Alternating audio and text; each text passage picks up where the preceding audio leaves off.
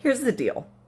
When you are a computer teacher and you have repeatedly told the help desk all that's going on and what the connections are, you really don't need to be mansplained 3 times what an Ethernet cable looks like.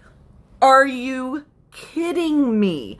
I literally make training videos showing people what the different cables are, how to turn on and off a computer. I've already explained to you that things are connected through my PlayStation with an HDMI and a coax cable.